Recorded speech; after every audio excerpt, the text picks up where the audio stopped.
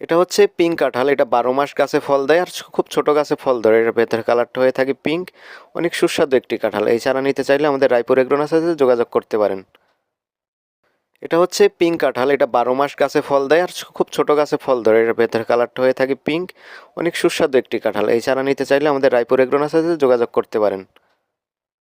এটা হচ্ছে পিঙ্ক কাঁঠাল। এটা 12 মাস গাছে ফল দেয় আর খুব ছোট গাছে ফল ধরে। এর ভেতরের কালারটা হয়ে থাকে পিঙ্ক। অনেক সুস্বাদু একটি কাঁঠাল। এই চারা নিতে চাইলে আমাদের রায়পুর এগ্রো নার্সারিতে যোগাযোগ করতে পারেন। এটা হচ্ছে পিঙ্ক কাঁঠাল। এটা 12 মাস গাছে ফল দেয় আর খুব ছোট গাছে ফল ধরে। এর ভেতরের কালারটা হয়ে থাকে পিঙ্ক।